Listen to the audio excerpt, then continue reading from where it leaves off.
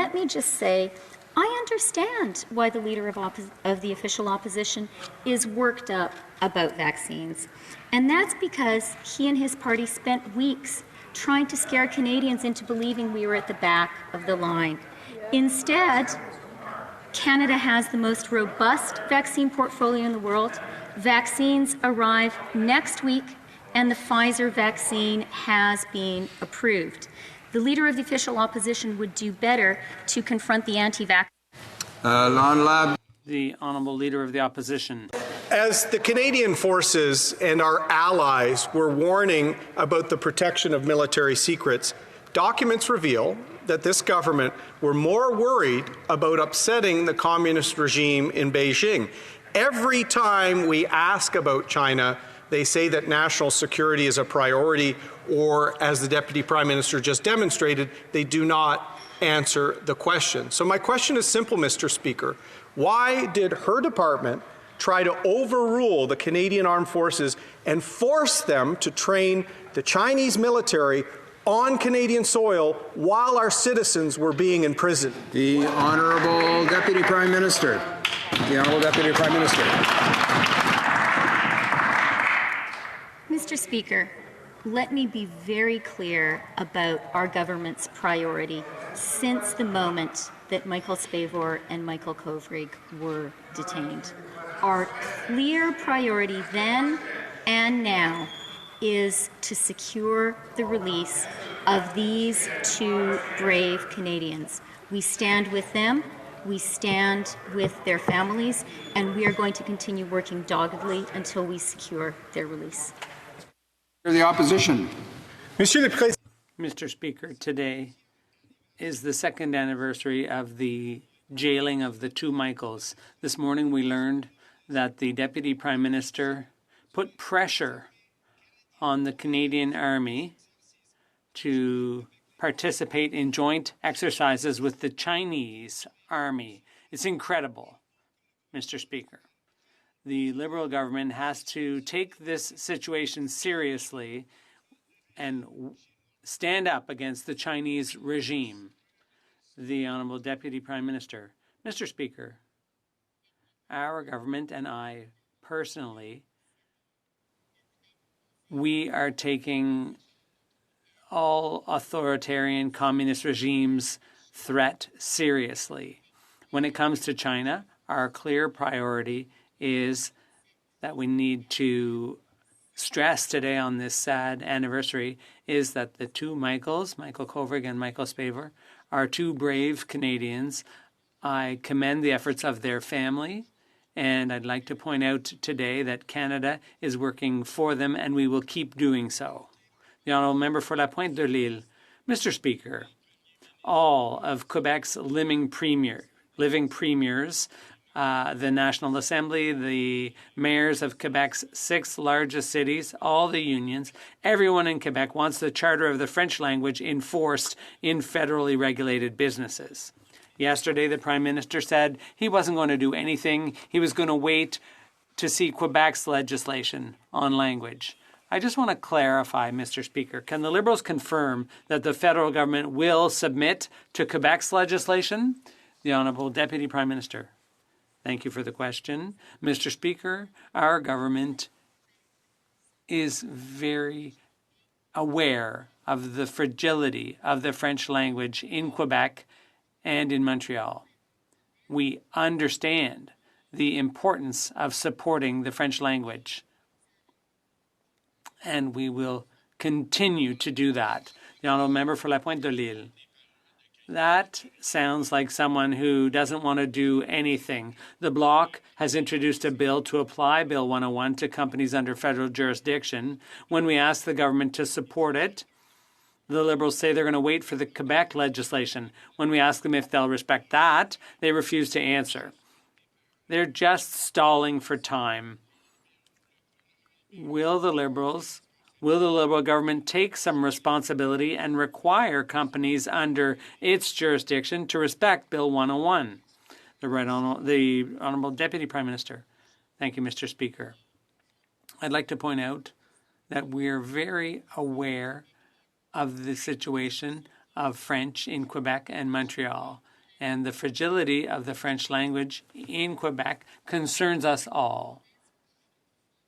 As our French-speaking province, it's essential to protect French and give it the place it deserves. We care about this issue and we'll be happy to work with all members of the House on this issue.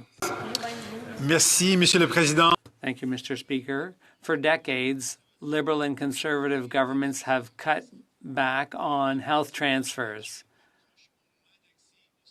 And as a result, there's less access for our loved ones to health care. And when the premiers are calling for an increase in health transfers, why is the Prime Minister refusing to boost those transfers to take better care of people? The Honourable Deputy Prime Minister. Mr. Speaker, we have invested heavily in health care, and we will always invest significantly, substantial amounts in health care, be it in Quebec or elsewhere in Canada. Fighting COVID-19 is not just one person's job. It's all of our job. It's a shared responsibility. Today, now is the time to work together. Vaccines are coming next week, and we need to fight together against COVID-19.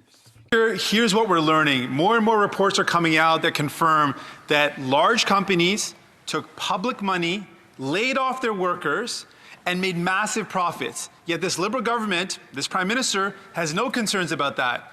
What this Prime Minister is concerned about is going after self-employed workers and artists with clawbacks to CERB that they applied for in good faith. The Prime Minister can fix this problem right now. Will the Prime Minister commit to ending the clawbacks to self-employed workers and artists who applied for the CERB in good faith? The Honourable Deputy Prime Minister. Mr. Speaker, when Canadians needed support the most, the CERB was there, and it supported nearly 9 million Canadians. The CRA has issued letters to some CERB recipients where the agency could not validate income eligibility criteria. The letters do not require immediate payment. Rather, they inform the individual that there may be a requirement to repay amounts received. Mr. Speaker, we have supported Canadians throughout this crisis, and we will continue to do so. Wellington Halton Hills. Monsieur le Président. Mr. Speaker, we learned that two departments were at odds over the terms of engagement between the Canadian Army and the People's Liberation Army, with no apparent direction from the Prime Minister. This is a stunning lack of leadership. Government departments working in opposite directions. Canada's diplomats and military working at cross purposes. When will this government develop a clear policy on China? The Honourable Minister of Global Affairs. Mr. Speaker, today is a sad day. It's been 2 years since Michael Kovrig and Michael Spoward were imprisoned in China. 2 years were stolen from them, their families and their loved ones. Mr. Speaker, I know that here on this side of the House, and I hope on all sides of the House, and even all Canadians, Mr. Speaker, are speaking with a single voice in calling for their immediate release. We will fight with them every step of the way. Thank you. Mr. Speaker, that answer demonstrates why this government's policy on China is such a complete mess. The Prime Minister took one position on Meng Wanzhou, Ambassador McCallum another. The government was going to make a decision on Huawei before the last election, then they weren't. The government was going to come forward with a new framework on China, then they weren't. Instead, we got an evolving and shifting policy, the opposite of a framework. Enough is enough. When will this government start defending Canadian interests and Canadian values, work with our allies, and come forward with a clear, coherent policy on China? Honourable Minister of Foreign Affairs. Mr. Speaker, I'm afraid today is not a day for politics, Mr. Speaker. Today is a sober day that marks 2 years of the arbitrary detention of Michael Kovrig and Michael Spivak. Mr. Speaker, 2 years that have been stolen from these fine gentlemen, 2 years that have been stolen from their families and their loved ones. Mr. Speaker, I know that on this side of the House, and I know that my colleagues on the other side, and indeed all Canadians, want to speak with one voice today to ask for the immediate release of Michael Kovrig and Sparver. Mr. Speaker, we will fight with them at every step of the way. The honourable member for Selkirk, Interlake, Eastman. It'd be great, Mr. Speaker, if the minister would actually answer the question.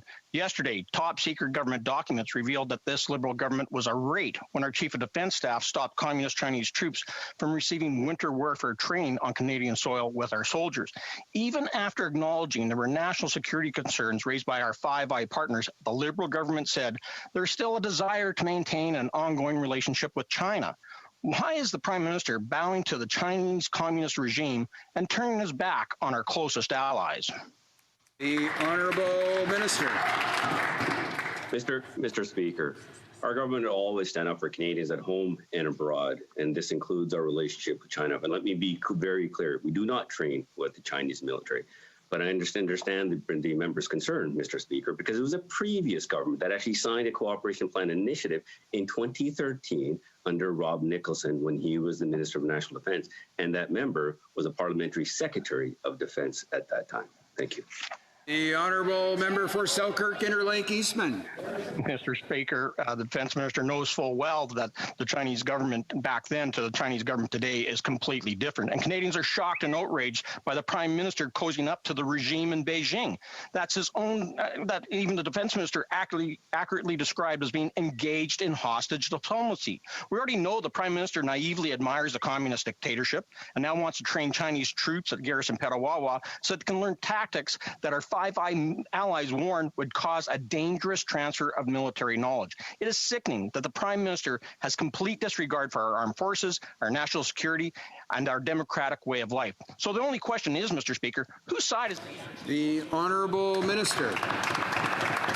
Mr. Speaker, and this is because of the agreement that they had signed, this is one of the reasons why we actually changed our approach, because of the concerns that the member outlined, Mr. Speaker, because we will always stand up for our to Canadians who are arbitrarily detained. This is one of the reasons why we actually stopped our training with the Chinese, Mr. Speaker, and this is exactly what we're doing. And I would ask the member right now to stop turning this into a political issue, because that's exactly the steps that we have taken. Thank you, Mr. Speaker. The honourable member for Louis Saint Laurent. Thank you, Mr. Speaker. In recent months, Canadians have been more than ever aware of the many health needs. But in order to meet those needs, we need appropriate funding. And as we know, healthcare comes under provincial jurisdiction. For the provinces to do a proper job, they need adequate funding. Is the Liberal government prepared to commit to stable, predictable, and unconditional appropriate health care funding? The Honourable Health Minister. Thank you, Mr. Speaker. Since the start of the pandemic, our government has supported Canadians. The federal government has provided $8 out of $10 to cover COVID-19 related costs. We will continue to work with our partners and do everything that's needed for as long as it's needed until we get through this pandemic. Thank you. The honourable member for Louis Saint Laurent. Mr. Speaker, thank you for the answer in French, but that wasn't the question. The question has to do with stable, predictable, and unconditional health transfers for health care. But when you take seniors' homes, the Prime Minister said, yes, we'd be willing to help with the funding, but here are the strings attached. That's not how it works, Mr. Speaker. The Prime Minister of this Liberal government is currently meeting with provincial premiers. Is he willing? Does he agree that health funding should be stable, predictable, and with no strings attached? The Honourable Health Minister. Since 2015, our government has made unprecedented investments to support healthcare in Canada. For the next 5 years, the total funding to the provinces and territories for health transfers should reach $235 billion. We will continue to support the provinces and territories. Thank you. Comment.